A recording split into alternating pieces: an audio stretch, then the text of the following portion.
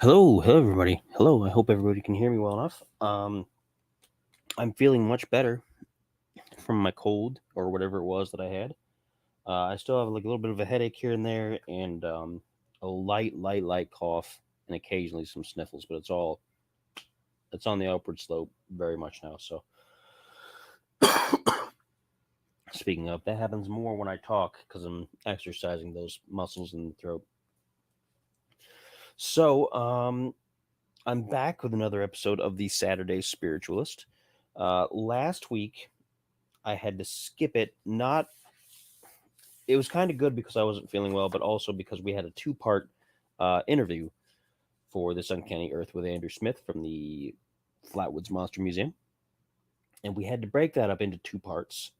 And so it was just easiest just to stick it in my time slot here and postpone mine. So how's it going, James? If you guys are new to what I do on Saturdays, here's the long and short of it. On this segment, I go through different spiritualities. Like I go through Wicca, and I go through left hand path stuff. And a few weeks ago, I did Pastafarianism with the flying spaghetti monster. That was a fun one. And I talk about these things kind of to try to help people educate themselves a little bit, but also try to help you guys be more in tune with your spiritual selves if you're into that. If you've seen our shows before on this Uncanny Earth, you know that Rob is the real religious guy, which is not bad. I'm not not knocking him for that. We've had a lot of discussions, and I'm not in that area. I'm more I'm on a different side there. I'm not an atheist, as I've said before, because I think atheism is taking things a little too far.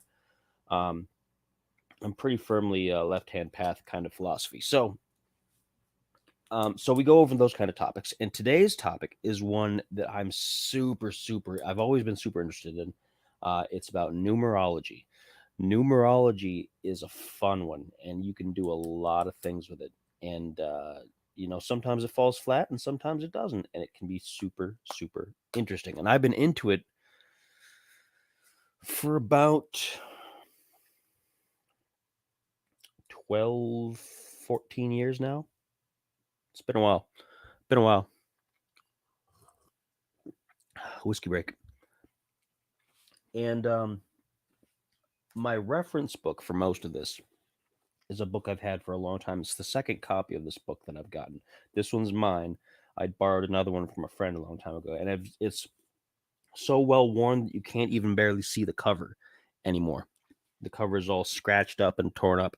But this is The Black Arts by Richard Cavendish. Now, don't get scared. It's not like a spell book of evil stuff or like demon summoning stuff. It's not.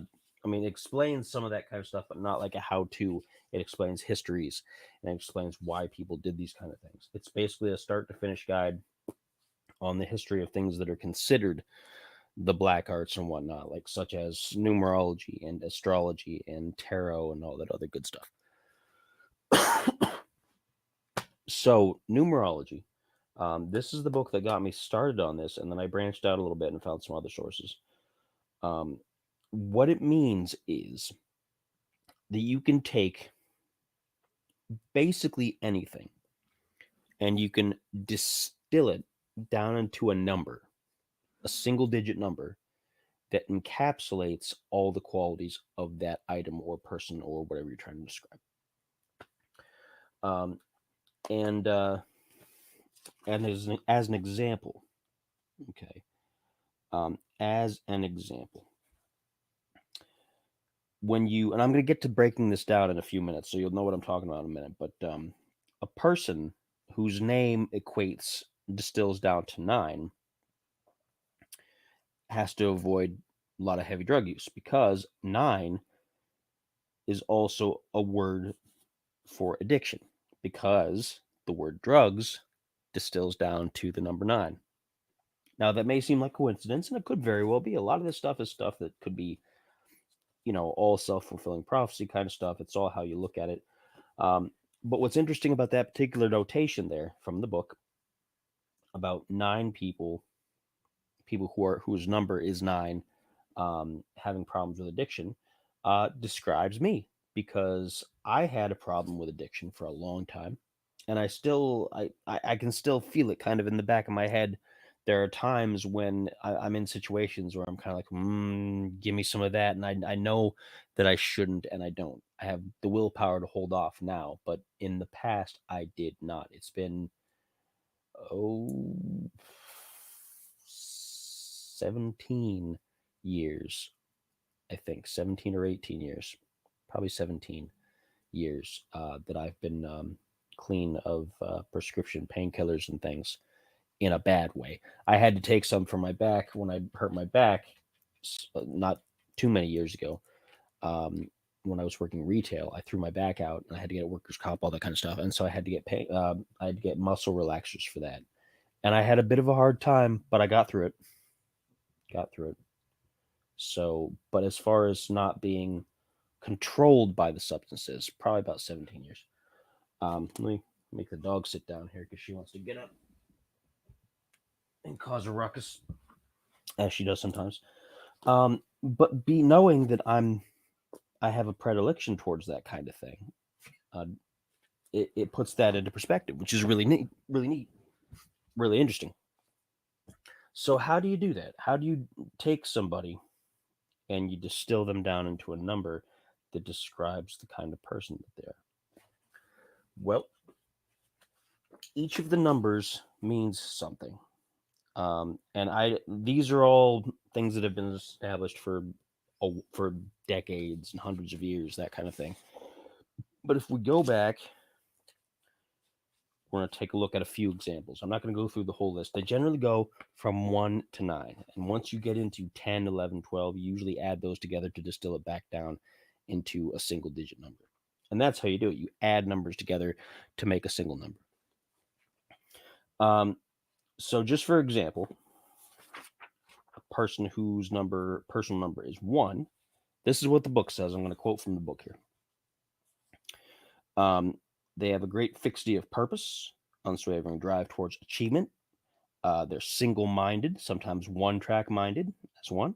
Powerful characters, positive, obstinate, self-reliant, and self-assertive, ambitious, and aggressive.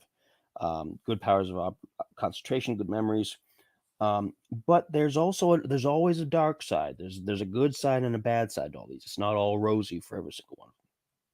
On the negative side, they resent advice and usually refuse to follow it, even if it's good.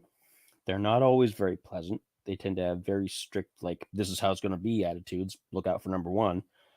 And they can tend to take that to the extreme. If they're doing the look after number 1 thing, they can be very selfish and very particular. Let me pick another one. 7. 7 is the number of the scholar, the philosopher, the mystic, and the occultist. You would think I'm a 7, but I'm not. My cat might think so. 7s are natural recluses. They like to withdraw from the world, dignified, reserved, self-controlled, serious, no patience with foolishness or frivolity, which means they also tend to have not a good sense of humor. They can be very powerful in their intellect, but they also have a dreamy side of the character. They're very bad at explaining themselves and putting things into words, and they're sometimes deeply unhappy, pessimistic, disappointed, etc. So I'm going to get to mine because mine's going to be the example I'm going to use. My name distills down to 9. 9 is the number of high mental and spiritual achievement. I'm not like making myself feel good there. This is what it says. They're large-minded, visionary, idealistic. They have an intense urge to help other people and serve the cause of humanity at large. Strong-willed and determined, inspired and inspiring. Now, let's see. They can be uncharitable and intolerant when opposed. Character flaws that I have had in the past. Their desire to do good may be expressed in a repellently conceited and egocentric way. Sometimes I get to the point where I have this feeling that I know the right way that things have to be done, and this is going to be the best for everybody, and I'm just so dogged on it that I can't change my mind. So, no, I can see that. Now, how do you get to these? How do you get to these? Well, you have a chart, and I'm going to write it out here. I've written so many of these charts over the years. It's I should have one sitting around, and for some reason I don't. But you write each chart, each letter down corresponding to the numbers 1 through 9 in order, starting with A. Of course, A is 1, B is 2, C is 3, and it sounds like I'm doing like a code cracking thing, like I'm going to fire up my Enigma machine or something. But it's not that complicated. It can seem complicated, but it's not. Once you hit H, which is number 9, you start over. So I is 1, J is 2, etc. You almost done here.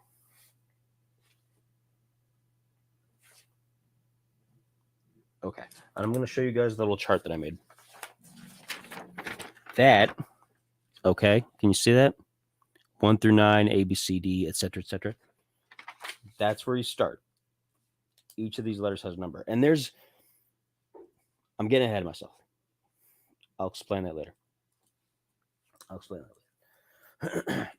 So, if I were to put my name on there, and this is going to be my real name, so if you guys didn't know who I really was, now you're going to find out. Please don't try to steal my identity. So underneath the chart, I've got that, right? That's my name. So each one of the letters in my name has a number. First letter of my first name starts with C. That's 3. So I put 3 under that. R is 2. A is 1, etc., etc., right? And I'm going to write that all out and then show you what I come up with in a minute.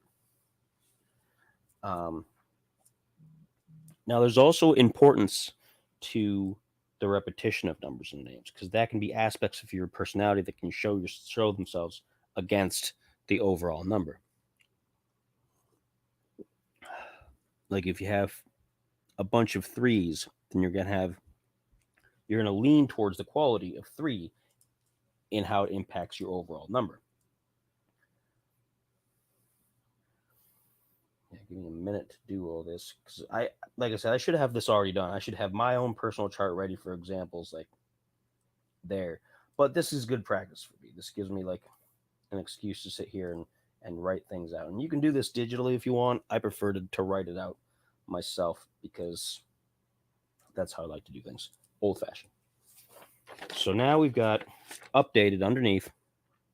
We've got the numbers on each letter, right? Now you have to add these together for the first name and the last name, so you can get a larger number. So 7, 8, 9, 10, 11, 12, 13, 14. So 14 for my first name. Let's see.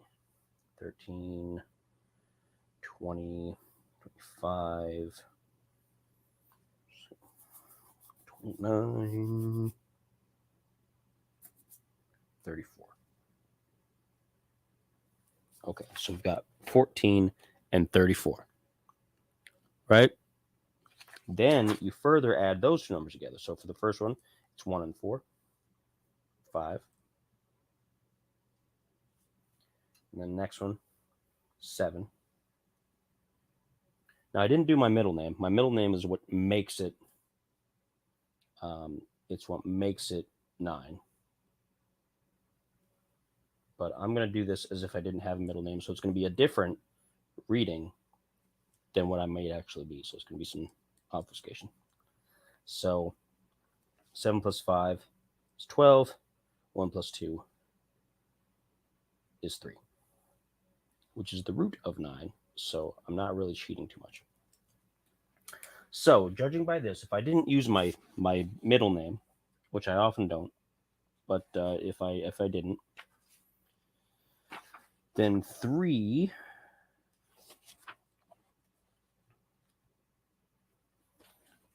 and again, I don't want to toot my own horn and make him look like I'm just like talking big about myself. 3 person is supposed to be brilliant, imaginative, versatile, energetic, express yourself boldly, vividly, and on all possible occasions, which clearly is not usually me, which is why I'm not a 3, I'm a 9, as my middle name would attest. But just for example, um, they're witty, lively, charming, and like to be extremely successful in life. I can't really say about that. Highly talented, especially in the arts. I have done a lot of artistic things, and I feel like they've been successful. Um, they take things lightly and easily, and they tend to be lucky. I do have a strange like luck sensation back and forth. Like I have good and bad luck all the time, more than most people. I think I feel like that anyway. Um, their faults are they have a tendency to spread their efforts wastefully in too many directions. That is true. Um, and they have an inability to take anything seriously. Hmm. I mean, I sometimes I just shrug a lot of stuff off that I probably shouldn't.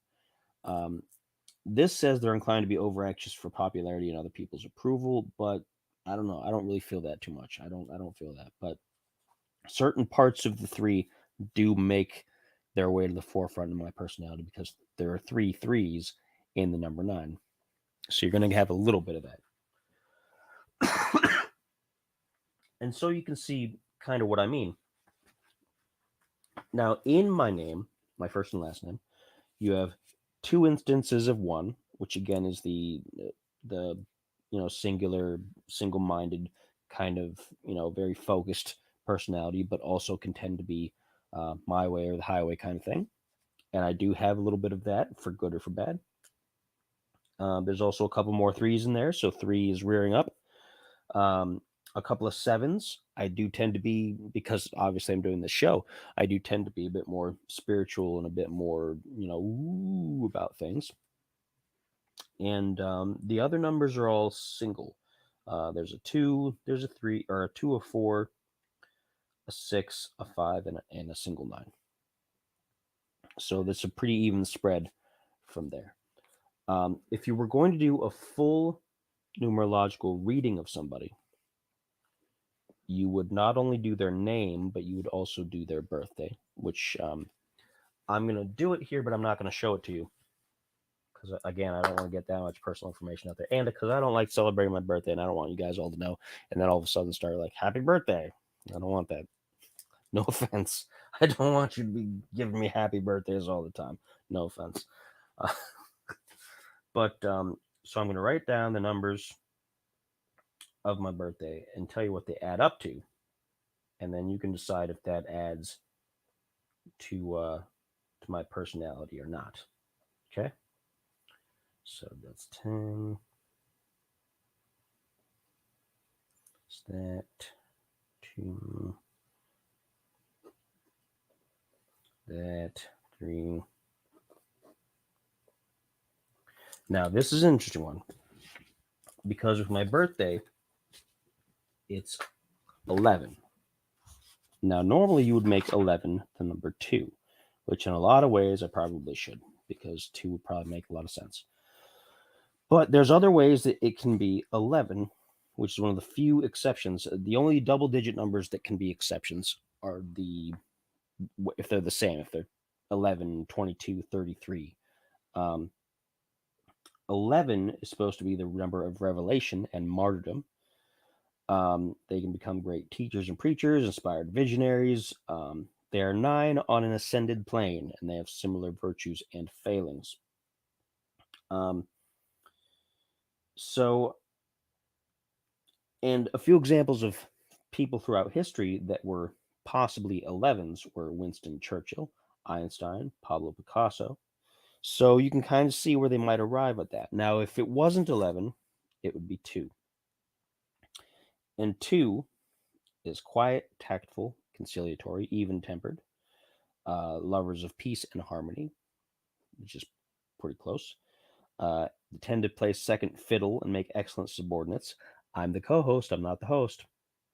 See, that's probably more accurate than the 11. But then they also say they're shy and self-conscious, and they likely change their minds frequently and tend to put off things. And generally, he uses the term shilly-shally. So, and a lot of that is probably true, which means that despite my name number, my birth number kind of pushes me towards this kind of a way of my personality. So,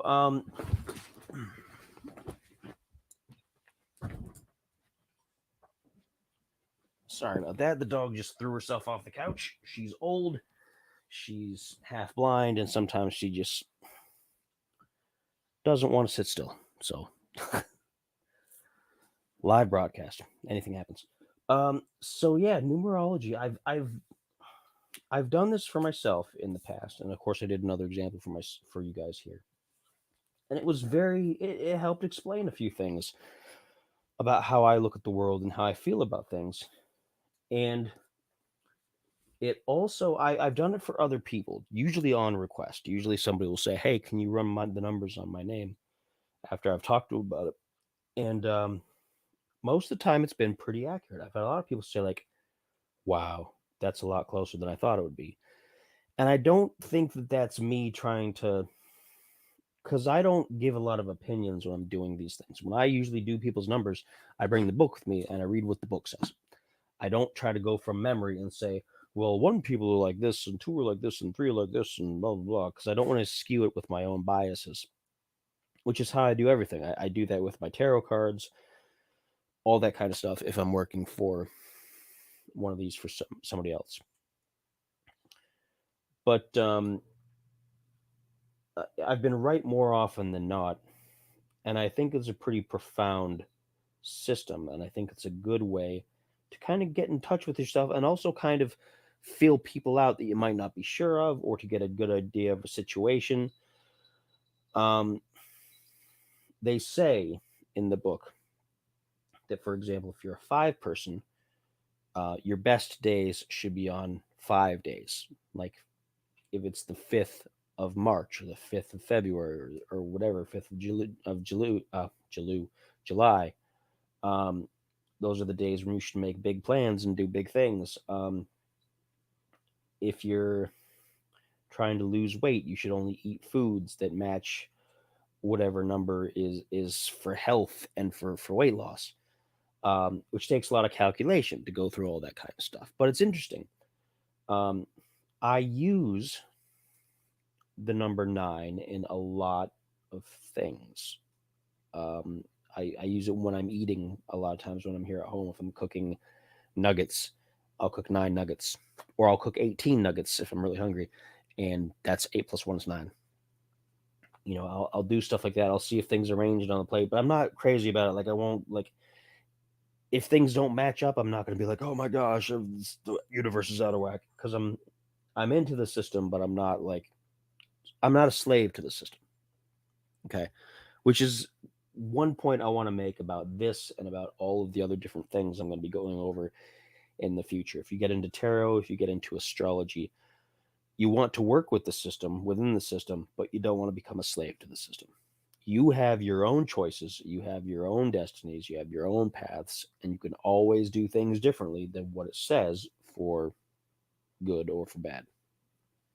I mean, this stuff isn't always going to be 100% right, no matter how close it seems. So, but yeah, numerology is super interesting, and I've only barely scratched it for you guys because I don't want this video to be 2 hours long. Because I could just go on and on and on. Because you can do the names of potential partners, you could do the names of jobs that you want, you could do the names of customers that you have, clients, to see if they're going to flake out on you. Which again, work with the system, but don't be a slave to it. You could make sure that the license plate on your car is something that isn't going to be super unlucky. You can get really, really over the top with it, and it could be to your benefit. Just again, don't go nuts with it. But I like it. I recommend it. I think it's a good system. It's a good piece, a good part of the toolbox, so to speak, if you're getting into spiritual things. If you're trying to get into alternative philosophies, numerology is a good tool to use. Just as tarot is a good tool to use, but not a definitive, this is your future, this is what you should do. All of these things are only things that are supposed to help you make decisions but not make the decisions for you. And that's really important. That's what all spiritualities should be like. They should help you feel more in control of your life, feel more connected with everybody around you, but they shouldn't force you into that box. They shouldn't force you to be in tune with the universe. They shouldn't force you to be one with your fellow man. They shouldn't force you to become a better person. They should simply be a tool to help you along the way. And that is going to be the long point that I'm going to be trying to make throughout this series, of course, because I don't do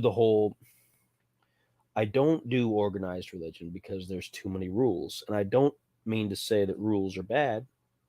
It's important to have your own rules and your own codes and um, your own outlook to make sure that you yourself are keeping yourself under control. Deadpool head in the chat room with me too. Also Sharon. Um, well, Shannon, I can try at some point. I'm not sure how accurate or how helpful I can be. I'm not an expert, but I can do my best. If you want a numerology reading or if you want a tarot reading, you'll have to let me know which one, and I'll see what I can get arranged. I've got my tarot cards over there, um, but we can probably talk about that separate from the broadcast.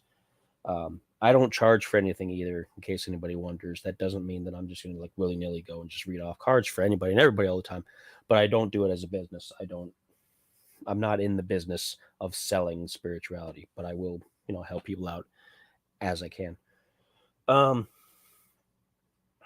but yeah, that's basically the point that I want to make. I'm not into stuff that's really restrictive because I don't think anybody should be forced into a spiritual box or into a spiritual position or into a spiritual like this is how you have to do things or you're going to be suffering forever. I don't believe that. I don't think that's true. And I don't think anybody should be told that that's the only way forward. Now, that's not to say that anybody who is a religious person is like that, because I know a lot of people who aren't. I just say that as a baseline example of some very orthodox, everybody knows some very orthodox folks who are like, if you don't follow this rule in book 17 of whatever, then you're never going to get to paradise. And I don't know. I don't follow that kind of stuff. I think we should be a little bit more bendable, a little bit more flexible, um, because people are flawed. Of course, people are flawed. I'm flawed. I'm floored, probably floored as well. I'm flawed. I have a lot of character flaws. I'll admit that. I can make a list if you like about all my own character flaws. But I'm working on being the best version of myself that I can be, and that's what I think anybody can hope for. And the numerology helped me to kind of put my mind in a space where I could categorize some things and understand some things about myself better. And occasionally tarot has helped me, not as much, but it occasionally has helped me. And I have done at least one tarot reading that I have done for a few other people. It was kind of like a group thing, but not really. Literally, basically changed their lives from that day out. And I don't take credit for that. I don't say that was me. I'm just saying the reading told them that, and that's what they got from it. And so that's a path that they've chosen. So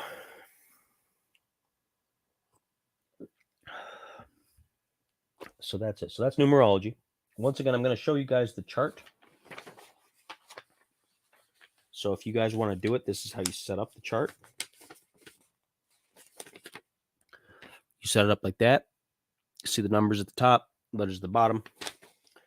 And each letter in your name corresponds to a number. You add all those up and then keep adding the digits in the number together until you end up with a single digit, and then see what that says. My reference book, again, is a copy of The Black Arts by Richard Cavendish. My copy is all scratched and torn up and beaten up, but there are other references and resources out there as well, which I encourage you to look for. So that's what I got. Next week, I'm going to try to do tarot and go through the specifics of that. So, Shannon, if you can hang out till next Saturday, a week from today, I'm gonna have a separate camera set up to show the cards while I'm here, so you guys can see the cards up front while I do it. And if you would like, pardon me, if you would like a reading, I will do my best. As I said, I can't really promise anything, but I can do my best. And I can do one for you then if you like, or if you would rather I do one in private for you, we can work something out. I don't mind that either. I don't want to put you on the spot if you're uncomfortable with that. But next week is going to be tarot. I'm going to do a brief explanation about what it is, do a couple of readings, possibly do readings for people in the chat if you would like, and we'll go from there. Okay. So once again, this has been the Saturday Spiritualist, presented by This Uncanny Earth. I was trying to say This Uncanny Media Network and This Uncanny Earth at the same time, and I kind of went just but This Uncanny Earth and the overall media network. You can find it on this YouTube channel, This Uncanny Earth, as well as in the Facebook group and my personal Facebook, which most of you probably don't have access to. A couple of you do. I'm a super private Facebook person these days. I don't really add too many people as friends anymore. I'm just, that's just how I am. No offense to anybody. I don't want anybody to be, offended or like, she's not my friend. I'm just a very insular person. So yeah, tune in next week. Of course, also today's Saturday, so Sunday. Monday is the next episode of the Let's Talk About This podcast. You can hear that on Spreaker, Spreaker, Spreaker, or on After the Fact, Apple Podcasts, Amazon, iTunes, Deezer, iHeartRadio, everywhere else. My last episode was about nachos, and I don't know what I'm going to talk about this next time. We'll find out. After that, it'll be Tuesday, which will be Twitch Tuesday, where I'll be doing Twitch streaming. On Wednesday, there's nothing unless Rob has something going on. Always check his Twitch channel, of course, to see when he's going to be doing things, because I know he has a lot of stuff cooking up. I don't know what his schedule is all the time, though. Thursday is another episode of the Uncanny Spirits Club, and Friday will be another great episode of This Uncanny Earth.